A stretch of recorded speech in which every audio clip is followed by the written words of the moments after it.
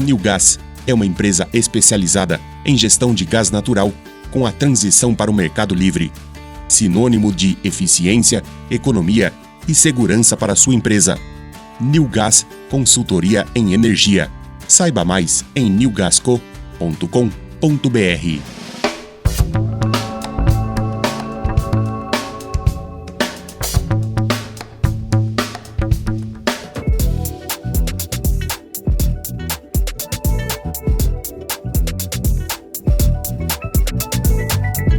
Olá, eu sou Luiz Fernando Quilici e você está na audiência do Cerâmica 360. Um giro completo pelo universo da cerâmica no Brasil e no mundo. Entrevistas, análises, comentários. Cerâmica 360, um produto editorial do grupo JC. E no programa de hoje, eu converso com Altino Cristofoletti Júnior, fundador e CEO da Casa do Construtor e também conselheiro da ABF, a Associação Brasileira de Franchising. Seja bem-vindo ao Cerâmica 360, Altino. Eu que agradeço, mestre Quilici. Que bom estar aqui, que alegria poder falar com você, uma pessoa que eu admiro muito, que trabalha muito aqui por Rio Claro. Hoje não é mais Rio Claro, é região, né? É o Brasil, com a sua especialidade em cerâmica, gás, e que vem fazendo um trabalho magnífico. Parabéns aí. Esse é o verdadeiro trabalho do bem comum, né? De preservar o bem comum. Parabéns, Quilici. E é uma grande alegria estar aqui hoje. Eu que agradeço a sua presença e a minha relação com o Altino, ela já data, eu vou entregar, né, um pouco a idade de nós dois aqui, mas ela já vai lá para uns 40 anos de amizade. Em 1985, o Altino foi meu instrutor de informática num equipamento TK-82, um teclado muito simples à época, né? Conectado num aparelho, num televisor, e tendo ali as primeiras aulas de programação em computação. Essa você tirou do baú, hein? Essa foi muito boa. E quanta história de lá para cá, né? Quanta evolução, seja na tecnologia, na construção civil. Que bacana a gente poder estar aqui e ver esse passado recente, eu posso dizer. e quanta coisa bacana, né? Está sendo construída, elaborada. Muito bom, bacana ter relembrado, eu nem lembrava mais. A gente procura guardar os momentos que nos marcam e são momentos felizes, né? Que nos trazem alegria, e esse, sem dúvida, me marcou bastante. Mas como o Altino comentou, o tempo passa, as coisas evoluem, e o Altino hoje é um dos principais executivos da Casa do Construtor, que é a maior franquia latino-americana de aluguel de equipamentos para a área da construção. E eu vou nessa direção, Altino. A Casa do Construtor completa agora em 2025 32 anos de existência. Como o negócio Casa do Construtor foi criado? Quais foram as linhas gerais do plano de negócios para a locação de equipamentos para construção?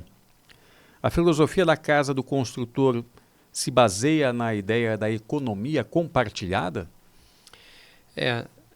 Nós começamos o negócio, eu e o Expedito, né, engenheiro aqui também na cidade, éramos amigos já há algum tempo da comunidade de jovens lá de São Benedito, da igreja de São Benedito, e a gente sempre tinha uma vontade de empreender, e depois de algumas tentativas, em 1993, a gente conseguiu abrir um negócio muito pequeno, né, sem grandes intenções, aqui num bairro distante na época, que era o bairro Santa Maria. Tinha acabado de ser construído um pequeno conjunto habitacional na época, e nós tivemos a oportunidade de abrir um pequeno depósito de material de construção, material que vendia produtos básicos, pedra, areia, cimento.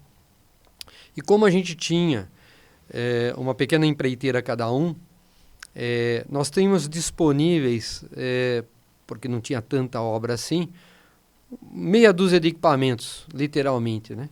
Eram 2 betoneiras minhas, 2 betoneiras do Expedito, um vibrador, um equipamentozinho de ferramenta elétrica, né? E é bom a gente entender um pouco. Na época a gente estava depois do milagre econômico dos anos 70, os anos 80 muita recessão, né? E início de 90 com poucas perspectivas de trabalho,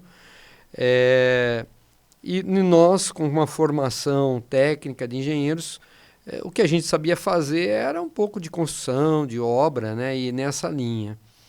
E foi então que surgiu a oportunidade desse depósito de material e colocamos o nome de Casa do Construtor, já que o objetivo era alugar esses pequenos equipamentos e vender esse material. Passado o primeiro ano, a gente foi entendendo que vender material tinha sinergia com a locação, porque o cliente basicamente era o mesmo, era o pedreiro, né? Era o pequeno empreiteiro ali da região que precisava desses materiais e desses equipamentos. Mas o negócio, o business, tinha diferenças conceituais importantes, né? Uma delas é que os equipamentos eles precisam ter uma manutenção, né? E em material de construção você não precisa ter um mecânico, né, lá instalado para você dar a manutenção devida. Um outro fato relevante é a logística.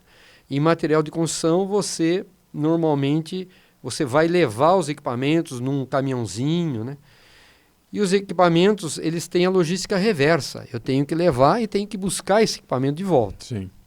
Então, a gente foi entendendo que, apesar de ter sinergia, os negócios tinham nuances e operações distintas, diversas.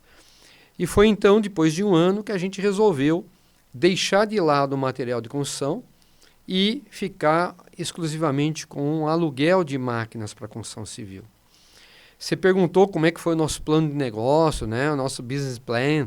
Não existia isso na época. Nosso foco era sobrevivência. Essa era a realidade. A gente estava naquele contexto complicado de sobrevivência mesmo, né? O Expedito, ele já havia se formado mais cedo, né? 5 anos mais cedo que eu. E então nós tínhamos, tanto é que num primeiro momento o Expedito ficou diretamente envolvido no negócio e eu ainda continuei fazendo algumas coisas, dando aula, né, para poder se manter, porque o negócio não dava para manter as duas famílias, né? Então foi um momento muito difícil, nós não tínhamos esse olhar que hoje, olhando para trás, fala, pô, chegamos aqui, mas como chegamos, né? Não foi com um plano de negócio, foi realmente no dia a dia, olhando as oportunidades, as necessidades dos clientes e adaptando. Seguindo a intuição. A intuição, o cliente, né? Sempre perguntando o que você precisa tal, e adaptando o negócio. Então, depois de um ano, a gente mudou de ponto. Nós fomos para um ponto um pouco mais adequado, ali na Avenida 32, com a Rua 1, e abrimos daí um negócio só de aluguel de equipamentos. Nós fomos muito ousados naquela oportunidade, porque ainda não tinha a intenção da franquia. Isso daí foi em 1994, né? Início de 95, não tinha ainda a noção de franquia, né? Mas a gente já sabia que esse negócio de alugar máquinas, era um negócio muito interessante. Não existia ainda a terminologia que você falou da economia compartilhada. Na época não tínhamos esse termo sendo utilizado, era alugar alguma coisa. E nós deparávamos com uma questão muito relevante em negócios, que é a cultura, né? Às vezes você tem uma ideia como empreendedor, você sabe como colocar isso daí de pé, mas às vezes o negócio não está ainda apropriado para aquele momento da história, da cultura. E foi muito difícil no início, né? Porque o conceito que as pessoas tinham, os clientes tinham, era ou de emprestar ou de ter a propriedade, a posse, né?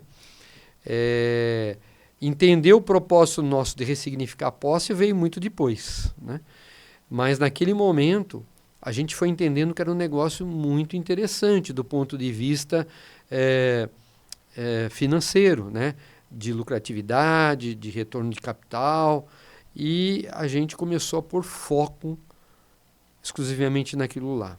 Foi muito difícil, como eu disse, porque a coisa começou muito devagar, e esse é um negócio de capital intensivo, né? Você só consegue crescer se você aportar mais capital. De tal sorte que 2 engenheiros com pouca visão de mundo, né? Era muito aqui da cidade, regional, praticamente sem capital, apenas com uma ideia, passar a pensar isso em franquia era uma ousadia muito grande. Eu tive a primeira contato com franquia um ano antes de abrir a Casa do Consultor, quando na época, olhando o jornal Cidade, né, no domingo, eu vi lá que os Correios estavam abrindo licitação para abrir franquias de Correio, né? Do Correio eu só sabia escrever cartinha e postar. Na época era cartinha, não tinha encomenda, não tinha nada disso, né? E de franquia, então, mal tinha visto esse termo, né, em 92. Mas eu fui atrás, participei de um processo licitatório muito bem elaborado e conseguimos ter o contrato de franquia dos Correios. Foi então que eu fui também, paralelo à abertura da Casa do Consultor, dando aula, mantendo a empreiteira, fui fazer um curso de franchise em São Paulo e fui entender o que era franquia, o que era esse canal de distribuição. Hoje a gente entende que a franquia é um sistema de negócios, né? Mas na época era um canal de distribuição para a indústria, né? Tanto é que você tem franquias na área cerâmica, né? Cujo objetivo é distribuição da produção cerâmica da indústria.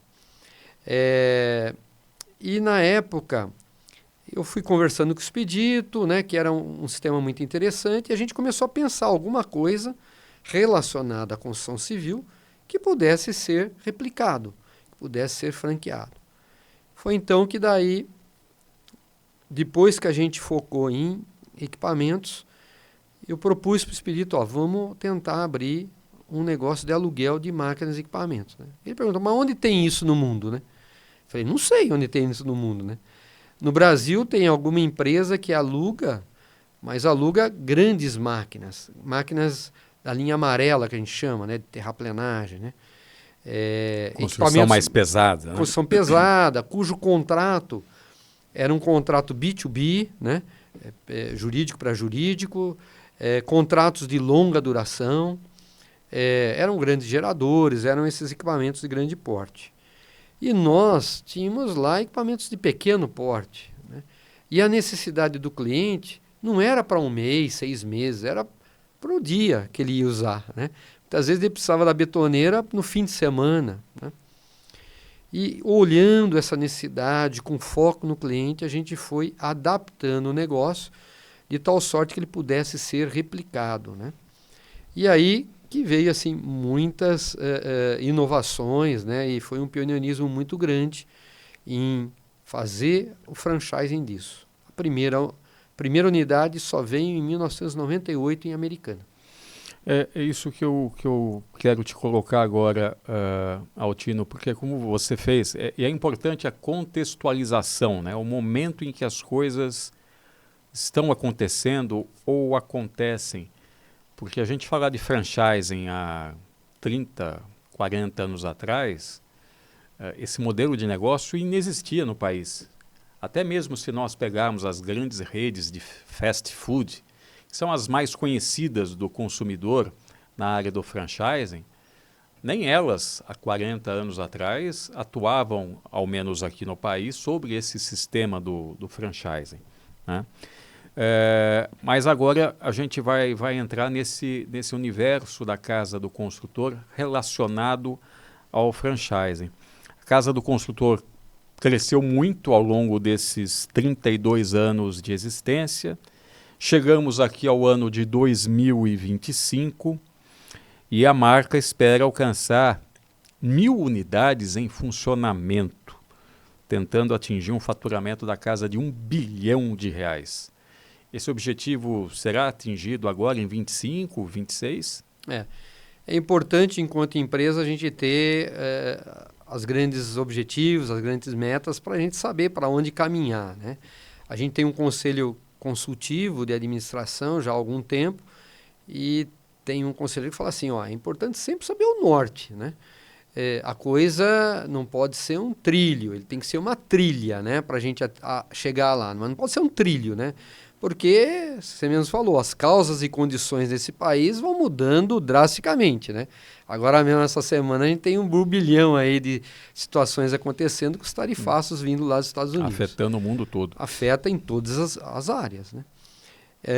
Quando você tem um norte, um objetivo, fica mais fácil de você direcionar as suas escolhas, né? Porque todo o investimento ele é finito, seja de tempo, dinheiro, né? Então, buscar esse número de 1.000 unidades, ele é um número muito significativo dentro do franchising. Poucas redes do franchising brasileiro têm 1.000 unidades, né? A gente consegue contar aí quase em duas mãos o número de franqueadores que conseguiram, com o seu modelo de negócio, atingir esse objetivo. A gente entende que a Casa do Construtor ela é uma coisa de conveniência, porque a nossa locação está muito focada no varejo da construção civil, né? E o varejo ele é muito conveniência, né? Não tem muito planejamento numa reforma, numa manutenção, né? Quando dá, quando é possível. E muitas vezes o pedreiro chega lá, putz, vida, deu um problema, está sentando seu piso cerâmico lá, deu um problema na sua serra mármore, na sua cortadora de pisos, sai correndo alugar um equipamento. Então, 1.000 lojas é uma coisa hoje muito plausível para a gente está com 760 lojas abertas esse ano, né? Espalhadas por todo o Brasil. Nós, em 2025, não deveremos chegar a 1.000 lojas, vamos ficar próximo disso, né? Mas atingir um número considerável, impactar um número considerável de pessoas, mais do que 1 bilhão de faturamento, o mais importante para a gente é o impacto que a gente faz com os nossos clientes. O ano passado a gente realizou com eles mais de 1.700.000 contratos de locação de equipamentos. Veja quantas pessoas foram impactadas, né? Sim. E num ticket médio de R$350. Quer dizer, é uma operação complexa essa, não é simples, mas ela é uma operação que impacta muito as pessoas do ponto de vista positivo, né? Sem Quando dúvida. a gente propõe a nossa locação garantida, de entregar o equipamento na hora certa, nas condições adequadas, com segurança, né? Com proteção. Então, esses objetivos eles estão próximos de conseguir, mas graças a uma rede que a gente foi estruturando ao longo do tempo, né? Você vê, a gente tem 760 lojas abertas, mas nós temos 250 franqueados.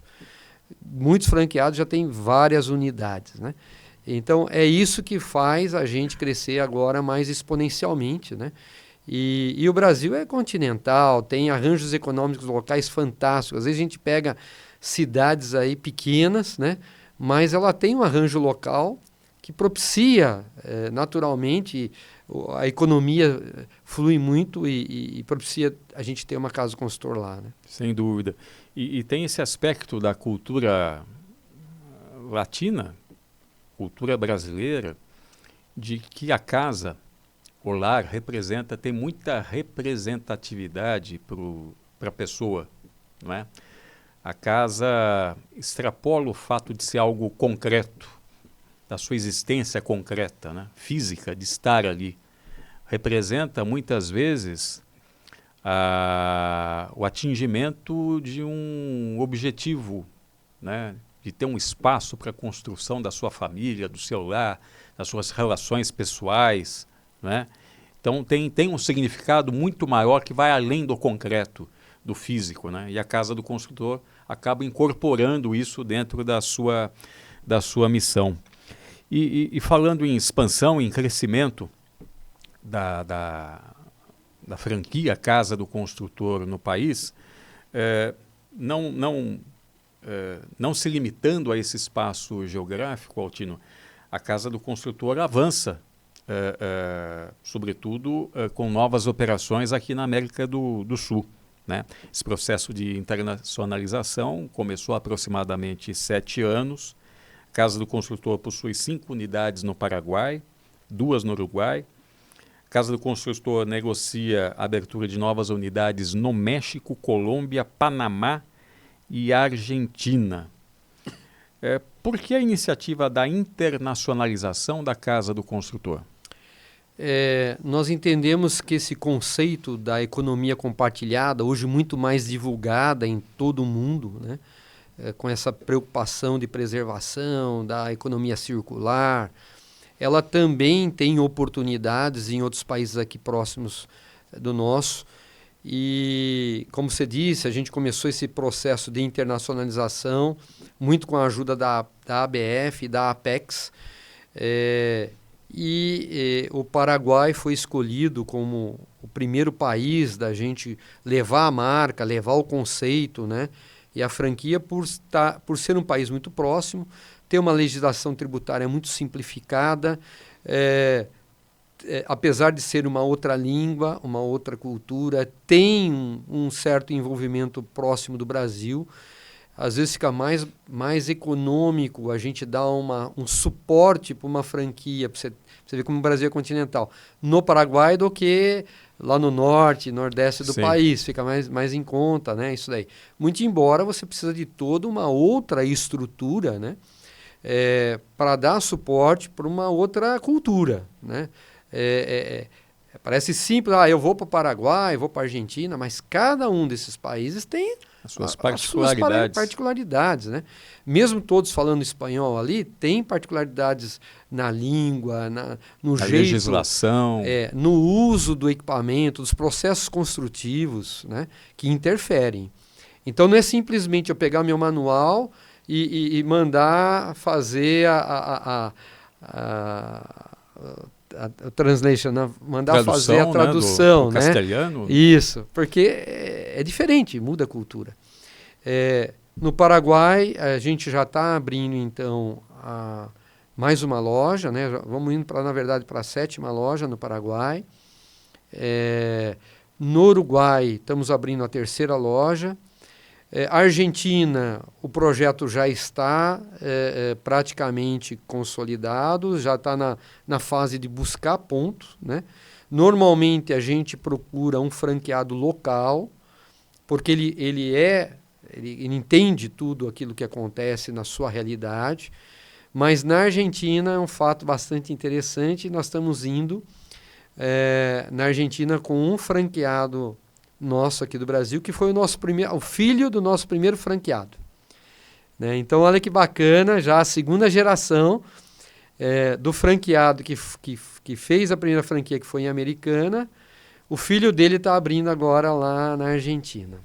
Os outros países, eles estão sendo trabalhados, você sempre tem questões de registro de marca, toda uma parte burocrática que tem que ser estabelecida, e às vezes isso demanda um pouco mais de tempo, mas são objetivos nossos, sim.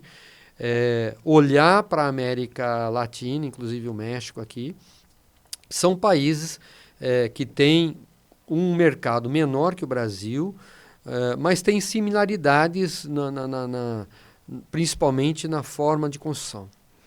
E você falou a respeito de geração, não é? E a Casa do Construtor é uma empresa de origem, de governança, gestão familiar. Você e o Expedito Eloel Arena, que eu até aproveito a oportunidade de mandar um abraço para o Expedito, que é um grande amigo, conheço ele também há tanto tempo quanto o Altino, e é uma pessoa que eu também quero muito bem. Expedito, um abraço para você e toda a sua família. A origem da Casa do Construtor vem da associação sua com o Expedito, uma empresa de gestão familiar. Passados 32 anos dessa história, do início da construção dessa história, como é que está o processo de sucessão ou profissionalização da empresa nesse momento? Você coloca um ponto relevante, Quilici, do ponto de vista de empresas, principalmente empresas familiares, tem muito aqui na nossa região, né? Em 2010, a gente teve a oportunidade de ser escolhido pela Endeavor como um empreendedor Endeavor. E lá a gente teve a oportunidade de se relacionar com outras empresas familiares, empresas já profissionalizadas, e a gente entendeu que o processo de governança era um fator-chave para a perpetuidade do negócio, né? Hoje a gente tem clareza disso, não se tem perpetuidade de nenhum negócio se você não trabalhar a governança, né? E a governança, na verdade, ela tem 3 esferas. Você tem a governança do negócio em si, né, da empresa, você tem a governança do patrimônio e você tem a governança da família, né? Às vezes a gente fica muito envolvido só na governança da empresa, né? E fica pensando na sucessão, mas pensar esse conjunto de governança é que realmente faz você ter as condições e criar as causas e condições para a perenidade de uma empresa. Então a gente vem trabalhando muito nessas 3 esferas.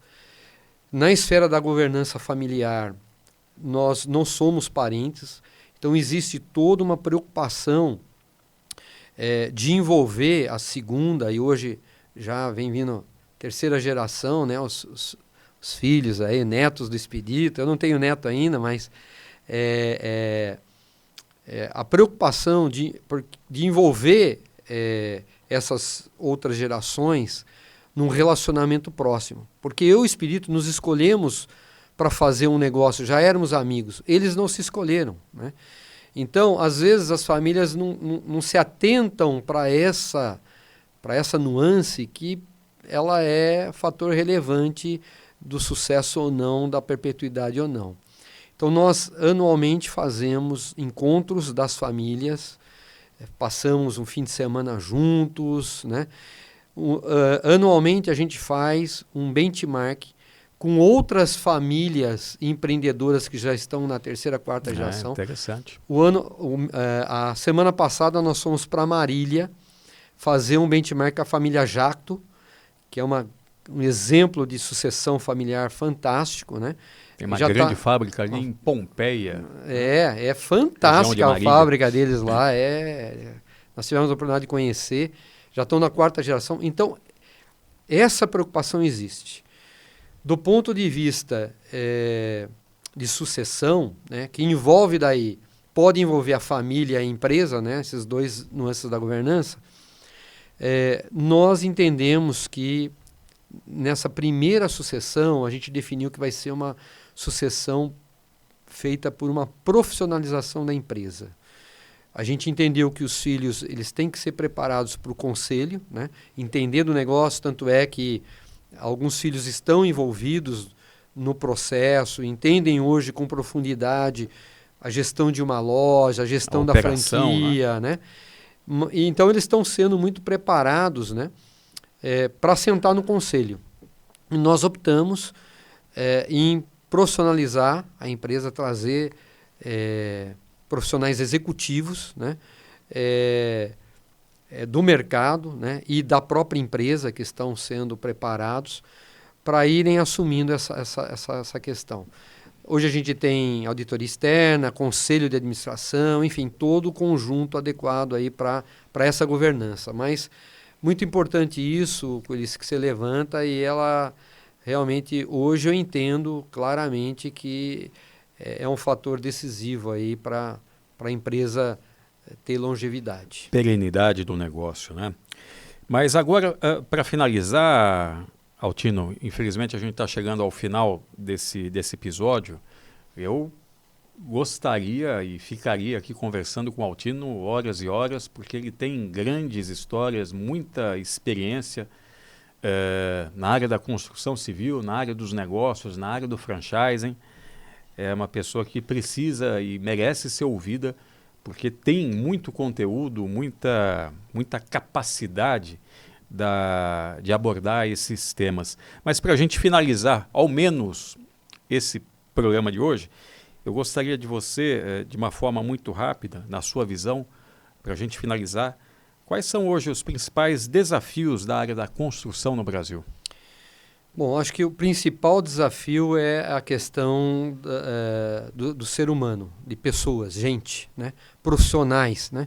Hoje você já está tendo um apagão, você pega os grandes centros aqui do Brasil, tiveram enormes, nos últimos anos, muitos projetos foram lançados, né? E hoje não estão conseguindo entregar no prazo por falta de mão de obra.